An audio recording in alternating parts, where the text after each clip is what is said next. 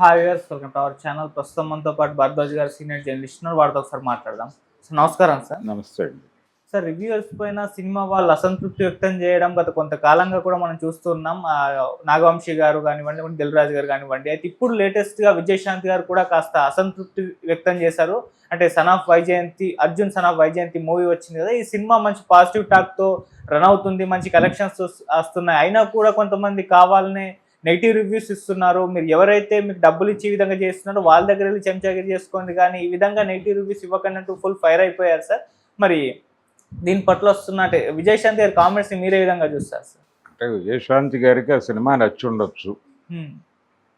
అందరికీ నచ్చాలని కాదు, సినిమా అనేది ఎవరి పర్సెప్షన్లో వాళ్ళు చూస్తారు, ఎవరి దృక్పథంలో నుంచి వాళ్ళు చూస్తారు. చూసిన తర్వాత వారికి అనిపించింది ఏదో మాట్లాడే ప్రయత్నం చేస్తారు.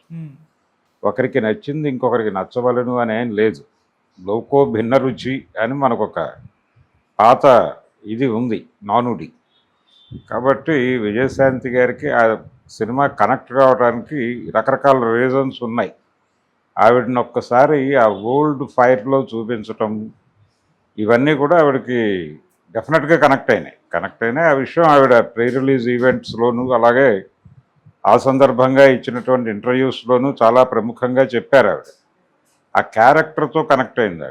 ఆవిడకున్నటువంటి ఆ పాత ఇమేజ్ అవన్నీ కూడా ఒక్కసారి మళ్ళీ ఆవిడని ఒక రకంగా రీఛార్జ్ చేశాయి ఆవిడని. అందుకని ఆవిడ ఆ మూడ్లో ఉన్నారు.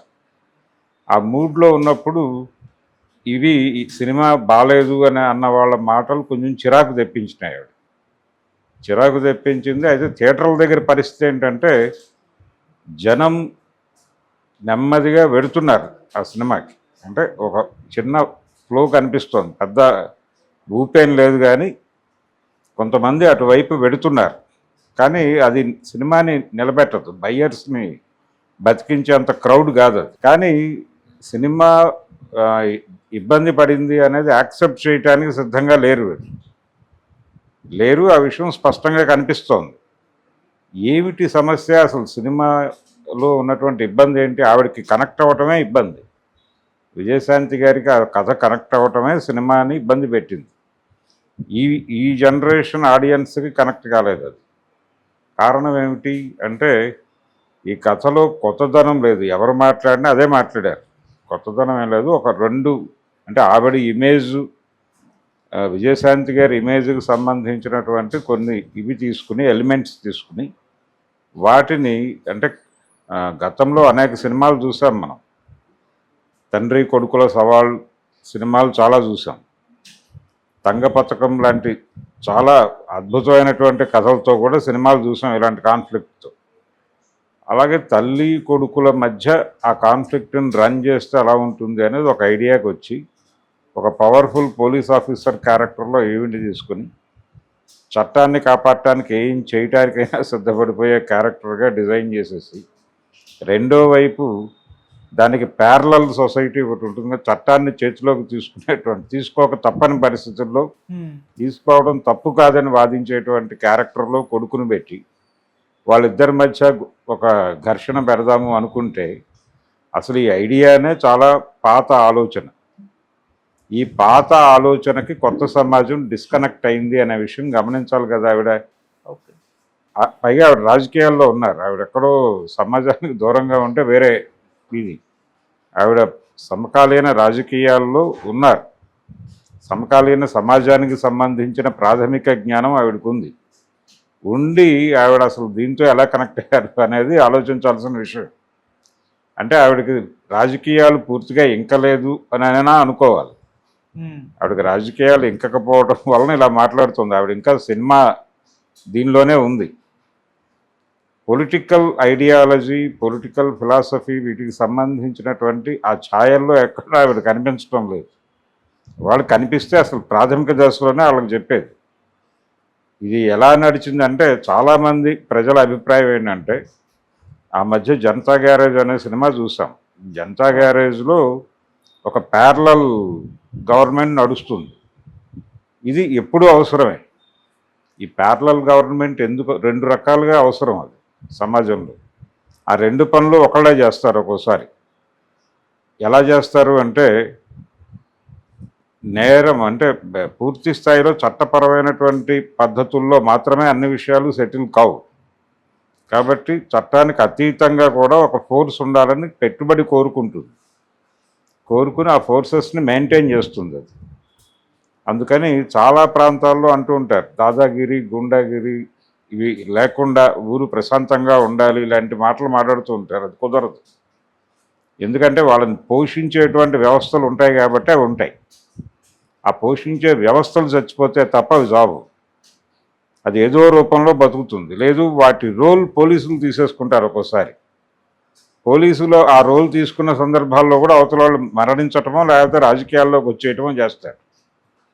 ఇలాంటిది మనం అనేక ప్రాంతాల్లో చూసాం. విజయవాడ రాజకీయాల్లో ఎందుకు దేవినేని నెహ్రూ కావచ్చు, లేకపోతే వంగవీటి మోహన్ రంగా ఎందుకు మెయిన్ స్ట్రీమ్ రాజకీయాల్లోకి వచ్చి ఎమ్మెల్యేలు అయిపోయారు అంటే, అక్కడ ఎప్పుడైతే అర్బన్ జిల్లాగా ఏర్పడిందో, అర్బన్ పోలీస్ జిల్లాగా ఏర్పడిందో, పోలీసులు కూడా వీళ్ళకి షేర్ హోల్డర్స్ అయిపోయారు. దాంతో మనం కూడా ప్రభుత్వంలోకి వచ్చేస్తే పద్ధతిగా ఉంటుంది కదా అని వాళ్ళు కూడా మెయిన్ స్ట్రీమ్లోకి వచ్చేసారు. ఇది ఒక జరుగుతున్నటువంటి పరిణామ క్రమం. వీటిద్దరి మధ్య ఏదో వైరుధ్యం ఉంది. ఆ వైరుధ్యం మధ్య ఒక ఘర్షణ పెట్టి జనాలను ఏదో కొత్త కథ చెప్తున్నాను అనేటువంటి పరిస్థితిలో తీసుకెళ్దాం అనుకుంటే పొరపాటు.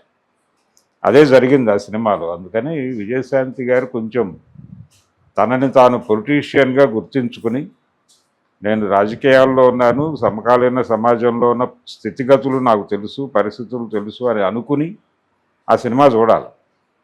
ఆ కథని జడ్జి చేయాలి. చేస్తే ఆవిడకి కూడా అర్థమవుతుంది ఆ సినిమాలో ఏముందో.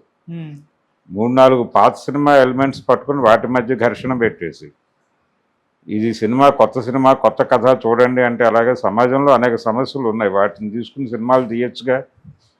సమకాలీన సమాజంలో ప్రజల మధ్య ఉన్నటువంటి వైరుధ్యాలని కథలుగా మలిచి సినిమాలుగా చెప్పగలిగిన పరిస్థితుల్లో సినిమా పరిశ్రమ లేదు అని మరొకసారి బలంగా ప్రూవ్ చేసిన సినిమా అది అర్జున్ సన్ ఆఫ్ వైజయంతి. ఇంకా సినిమాని భుజాన్ని వేసుకుని ఏదో చేద్దామని, ప్రమోట్ చేద్దామని ప్రయత్నం చేస్తుంది ఆవిడ. రెండోది, ఆవిడ ఎవరి దగ్గర డబ్బులు తీసుకుని రివ్యూలు చెప్తున్నారు అంటున్నారు ఆవిడ. అలా ఏం కాదు. అలా రివ్యూస్, బ్యాడ్ రివ్యూస్ చెప్పినందుకు డబ్బులు ఇస్తారా అనేది వేరే గొడవ. అంటే వాళ్ళ ఉద్దేశం ఏంటంటే, వేరే హీరో ఎవరో వాళ్ళ అభిమానులు డబ్బులు ఇచ్చి చెప్పిస్తున్నారు అన్న టోన్లో మాట్లాడింది ఆవిడ. అంత రైవలరీ లేదు ఇక్కడ. పైగా కళ్యాణ్ రామ్ సినిమాని బ్యాడ్ చేయాలని కంకణాలు కట్టుకున్నటువంటి హీరోలు మరొకరు ఉన్నారని నేనైతే అనుకోవడం లేదు. అందుచేత ఆవిడకి ప్రమోషన్కి, క్యారెక్టర్కి కలిపి రెమ్యూనరేషన్ ఇస్తే ఇచ్చుంటారు.